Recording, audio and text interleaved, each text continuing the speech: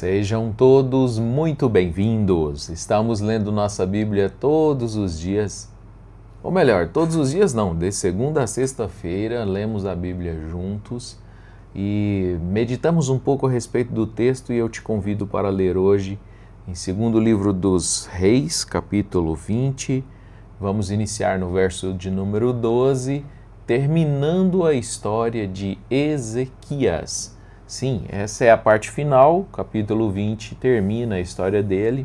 É claro que ela vai ser repetida, a mesma história, o mesmo personagem, no segundo livro dos Crônicas, ou das Crônicas dos Reis de Israel, e também repetida em Isaías, lá por volta do capítulo 36.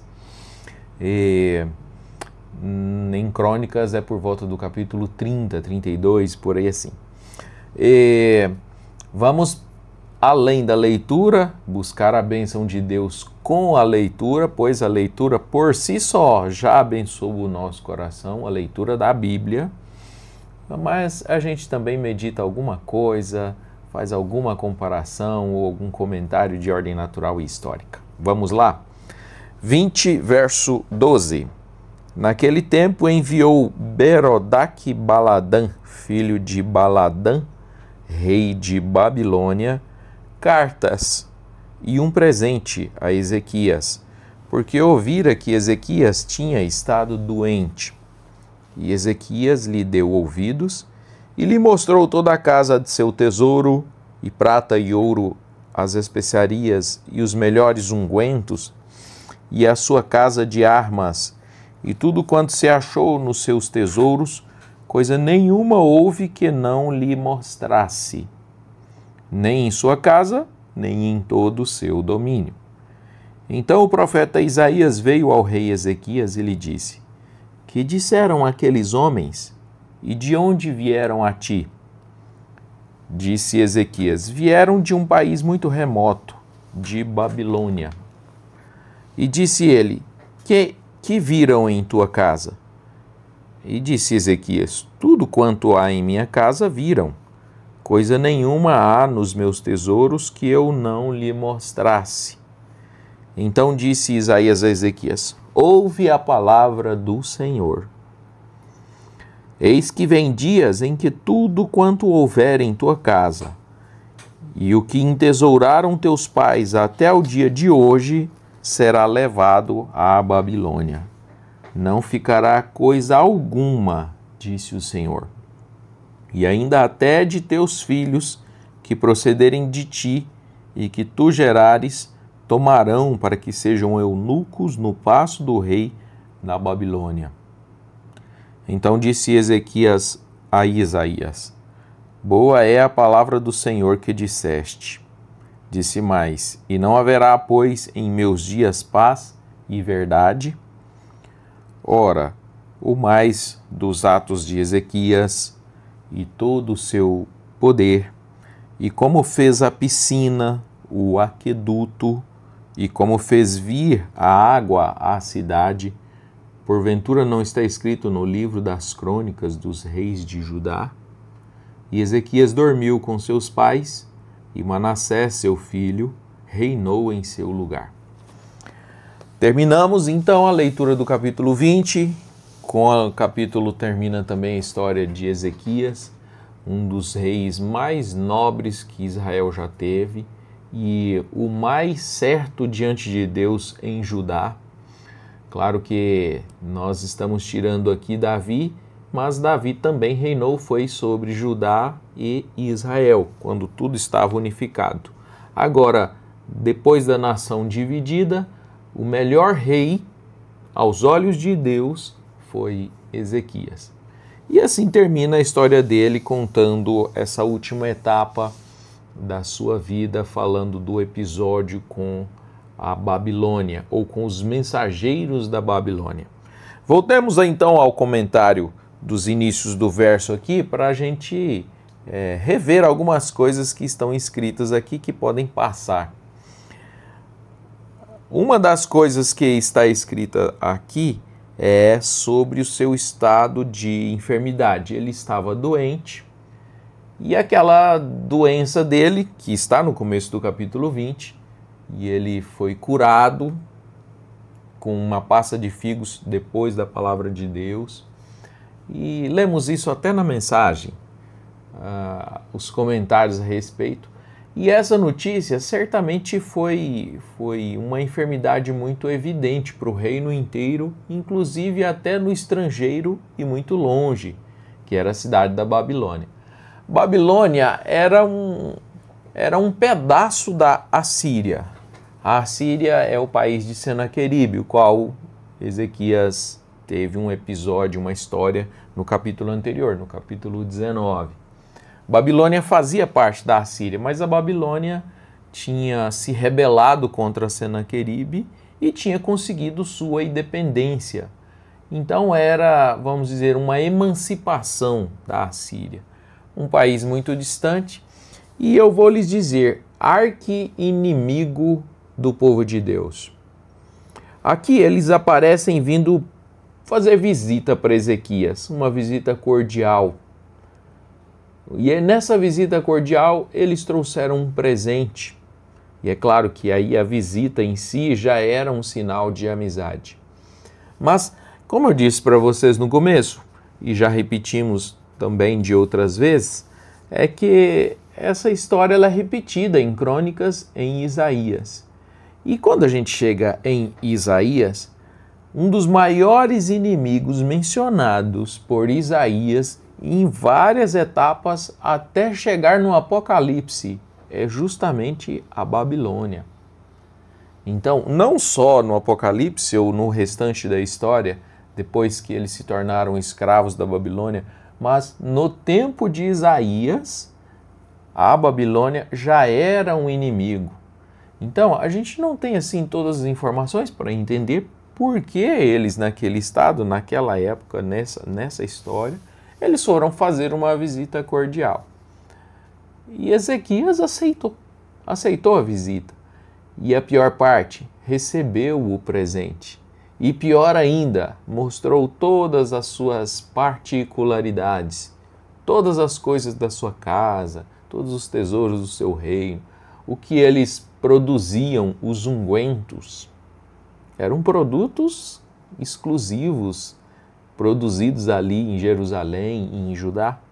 E mostraram tudo, todos os tesouros, todas as suas particularidades. E aí a história vai desenrolando que isso chamou a atenção do profeta. Será que chamou a atenção do profeta porque chamou de Deus? E aí a gente pode pensar, o pensamento mais normal aqui, irmãos, é que provavelmente foi um espírito de orgulho, de satisfação que ele tinha de ter o que eles tinham. Pois Ezequias foi muito próspero, muito abençoado. No entanto, não era um império enorme, de muito terreno, como não era no tempo de Davi, como era no tempo de Salomão, mais ainda, que Salomão expandiu o reino ainda mais. Pois Davi expandiu do tempo de Saul, Davi expandiu o território muito, muito mesmo, teve muitas conquistas. Salomão expandiu ainda mais e teve paz no tempo de Salomão. Mas agora Israel está dividido e no caso aqui ele reinava sobre Judá. Tinha uns poucos levitas, pois os levitas faziam o serviço do Senhor, estavam em todas as tribos. A Bíblia fala de Benjamim, que estava junto com Judá, mas a história também pode mostrar que estava um pouco de Simeão, pois o território de Simeão era no meio, como se fosse uma ilha dentro do território de Judá. Mas a Bíblia diz que eram duas tribos que estavam ali, 2 tribos e meia que estavam ali. Ou seja, eram bem menos em número, bem menor em território. Não tinha as conquistas do tempo de Salomão, eles tinham perdido tudo nos anos de rebeldia, nos seus mais de 200 anos de rebeldia, eles tinham perdido tudo. No entanto, com um terreno tão pequeno, com uma terra tão pequena, apenas com uma tribo ou pouco mais do que isso, eles tinham grande prosperidade. Então isso certamente encheu os olhos de Ezequias e ele se orgulhou daquilo. Aqui está uma grande lição para nós, para qualquer um de nós se orgulhar de qualquer coisa que a gente possua ou que a gente tenha até intelectualmente. Se orgulhar de inteligência, se orgulhar de beleza, se orgulhar de qualquer recurso natural ou adquirido. E esse foi, talvez, uma das mensagens mais importantes que não está clara na leitura para nós, mas que realmente demonstrou um lado meio ruim, sombrio de Ezequias. A gente até fala assim que Ezequias ganhou mais 15 anos de vida, depois que Deus deu para ele, estendeu a sua vida por mais 15 anos de vida, e ele fez mau uso daqueles 15 anos. E a gente fica imaginando o porquê do mau uso dos 15 anos. É porque certamente ele venceu a vitória, talvez, sobre Senaqueribe, as conquistas que ele tinha, mesmo sendo um terreno pequeno, como temos comentado, e tudo isso orgulhou ele. Ele deveria ter se orgulhado do que Deus tinha feito por eles, os livramentos que Deus tinha dado, pela cura que Deus tinha dado. Ele deveria ter, talvez, feito um culto especial de louvor a Deus na presença dos mensageiros da Babilônia, para louvar a Deus e agradecê-lo e cultuar e convidá-los para adorar ao Deus que o curou. Ou talvez, se fosse isso, porque a gente não sabe a cronologia direito, talvez já estivesse vencido a Senaqueribe e aquele grande milagre, talvez era motivo de se orgulhar pela vitória que Deus deu para eles, o grande livramento que Deus deu para eles. Ele deveria ter se orgulhado do que Deus fez. Ele deveria ter louvado a Deus, mas ele orgulhou-se do que ele tinha. E aqui a gente ainda pode fazer trazer uma outra mensagem, um outro pensamento que eu quero deixar para vocês, expressar para vocês. O negócio do presente. O presente dado, presente recebido, pode ser muito perigoso e comprometedor. Um presente pode ser comprometedor. Nem todo presente é comprometedor. Nem todo presente tem uma carga negativa. Mas nesse caso aqui, ele tinha objetivo, claramente tinha um objetivo de conquista.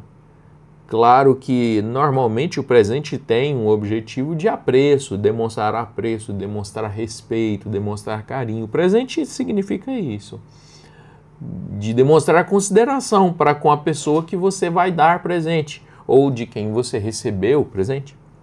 Demonstra isso. Mas nesse caso aqui, talvez tivesse uma carga um pouco negativa, um pouco escondida por detrás, um segundo interesse. Então, presente é perigoso, de certa forma é perigoso, pois o presente gera comprometimento. Todo presente gera comprometimento, é óbvio, isso é natural. Quem recebe o presente se sente devedor, no mínimo de gratidão. No mínimo de gratidão. E quem dá o presente espera, no mínimo, gratidão. Claro que nem todos esperam até gratidão. Nem gratidão esperam. Mas é natural ser reconhecido e aceitar um muito obrigado e um afeto. Então, há, claro, culturas talvez distantes da nossa, um pouco mais distantes da nossa, que o presente, às vezes, é até mal visto. Dependendo da pessoa e da ocasião, o presente é até mal visto. Bem, aqui nós mencionamos esse comentário porque o presente cumpriu um papel que depois, ao longo do tempo, não foi bom. Aos olhos de Deus, foi reprovável. E o profeta, vocês perceberam aqui que o profeta não chegou acusando? O profeta perguntou, o profeta fez perguntas para que ele mesmo entendesse qual era a razão e chegasse num pensamento e identificar o que estava errado. O próprio profeta fez perguntas. De onde vieram? O que eles viram na tua casa? Os segredos da sua casa, os segredos da sua família, não que sejam segredos de coisas erradas, proibidas, mas particularidades, intimidade, são coisas de cada um e de cada família e de cada igreja e de cada comunidade. E nem tudo você deve sair falando, espalhando. Na verdade, um dos segredos das pessoas mais bem-sucedidas é realmente esse: não contar tudo. Pois, para que contar tudo? Para que falar tudo? Coisas do dia a dia, como você come, o que você come, com quem você está, ou o que você está fazendo em todos os momentos. E nisso, infelizmente, as redes sociais e até um certo orgulho e tal, tem piorado um pouco essa situação. Mas saiba, sim, eu não estou aqui para traçar regras, nem tenho que traçar regras, porquanto a Bíblia não traça esse tipo de regras, eu acho. Mas você precisa ter equilíbrio e saber que tem coisas que são só sua e da sua família. Tem coisas que são suas, particularmente os seus momentos com Deus, eles são muito mais eficazes se forem sozinhos, se forem íntimos. E realmente intimidade tem tudo a ver com particularidade. E o profeta ficou meio enciumado. Se é que eu posso falar enciumado? Ou será que foi Deus que ficou enciumado? E aí teve a promessa do que iria acontecer lá no futuro. Tudo que eles tinham pela boca do profeta, a palavra do Senhor veio pela boca do profeta. Chegará o tempo em que tudo que eles viram, tudo que você tem, tudo da sua casa será levado para a Babilônia. E aconteceu, gente, aconteceu. Israel já tinha sido levado, né, por Senaqueribe para a Assíria. A Assíria de um modo mais amplo, assim, o país, para a região.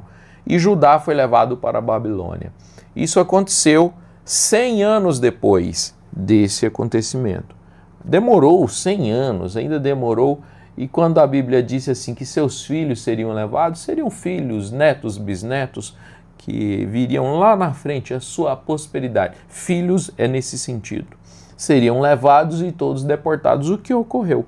Então, os profetas foram a boca de Deus para avisar do cativeiro. Eles já estavam avisados do cativeiro. Eu falo profetas porque foram mais de um profetas aqui nesse período. Aqui nós estamos falando de Isaías, que era um dos que tinha a Babilônia como inimigo, mas temos também o profeta Miqueias, que terminou seu ministério justamente no final da vida de Ezequias também, profeta Miqueias. Vamos lê-lo, se Deus permitir, vamos chegar nesses livros dos profetas menores. Agora, do ponto de vista natural, antes de terminar, os versos 20 e 21 deixam alguns escritos para nós, que é com relação ao aqueduto e a piscina. A piscina é o mesmo que tanque, né? É um tanque de reservatório de águas. Piscina também é. No nosso dia de hoje, piscina serve a um tanque, um reservatório de águas usado para tomar banho. Mas no caso de Ezequias, foi um reservatório pensando nos inimigos, que normalmente ele pensava era Senaqueribe. Ele começou aos 25 e reinou 29 anos sobre Judá, em Jerusalém. Um dos inimigos que estava sempre afligindo era a Assíria, de Senaqueribe. E sabe o que ele fez? Uma coisa, uma construção, uma obra que para a época foi extraordinária, uma obra e tanto, uma obra de engenharia até hoje admirada. Sabe o que ele fez? Do lado de fora da cidade tinha um poço que era cavado. Hoje é chamado de cisterna, poço mesmo, poço artesiano. Mas era um local de onde eles tinham construído e tiravam-se água. Mas num eventual cerco da cidade, a cidade cercada, eles se recolhiam para dentro dos muros e então não teriam acesso àquela água naquela fonte chamada Fonte de Gion, da onde Jesus partiu um dia. Jesus saiu dali, né? Então essa fonte, ela ela aparece em vários lugares na Bíblia. Essa fonte era do lado de fora do muro. Sabe qual foi o projeto de Ezequias? Projeto e execução. Ele cavou um túnel, um aqueduto, uma forma de escoar a água desse poço de Gion até dentro da cidade no tanque de Siloé. Lembra do tanque de Siloé, o qual um homem foi curado por Jesus na beira do tanque?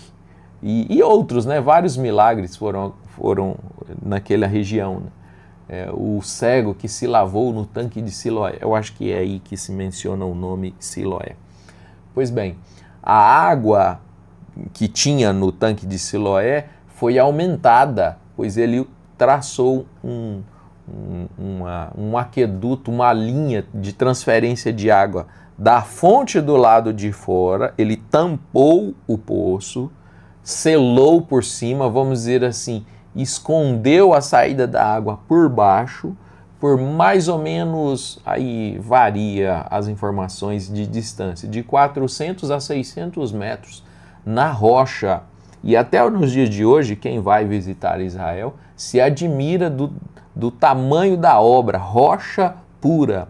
E diz a história que eles começaram com trabalhadores dos dois lados, um de dentro para fora e um de fora para dentro, e conseguiram se encontrar no meio do caminho, que é uma coisa que até hoje eles têm admiração, sem os equipamentos que existe hoje, eles conseguirem se encontrar no meio do caminho. A possibilidade de não se encontrar, de se desviarem, era muito grande. No entanto, eles conseguiram. E tem descobertas de 1800, da década do século 18 ou 19, tem escritas, pedras, aquelas escritas cuneiformes, descrevendo o trabalho de Ezequias naquele tempo. E é disso que esses dois últimos versos estão falando. Aqui eu quero ler para terminar, em 2 Crônicas, o capítulo é o 32, verso 30, esta referência para acrescentar informação da que nós já ouvimos. Também o mesmo Ezequias tapou o manancial superior das águas de Gion e as fez correr por baixo para o ocidente da cidade de Davi, porque Ezequias prosperou em todas as suas obras. Curioso, né? Ele foi próspero. Mas, irmãos, antes de irmos embora, tomar o nosso café, seguir o nosso dia, pense aí no orgulho. Se você tem que se orgulhar de uma coisa, orgulhe-se do que Deus é para você. Orgulhe-se em Deus, pois todo o nosso recurso, nossa força, nossa sabedoria e tudo que nós temos, saúde, bens e coisas, foi Deus que nos deu. Nada mais, nem foi mérito nosso. E cuidado com o presente, viu? Atenção com o presente. Tente buscar com a sabedoria de Deus proteção contra bajulação, contra interesses errados e coisas que não se privar assim, virar uma pessoa neurótica, preocupada com tudo. Não, mas atenção no espírito, que é o que ele deveria ter tido, que Isaías foi lá cobrar dele. Ele deveria ter tido. E a questão do orgulho. Deus abençoe o seu coração. Deus já abençoou o seu coração só com a leitura da Bíblia. Deus abençoe a todos e até na próxima oportunidade lendo o capítulo 21. Fiquem com Deus.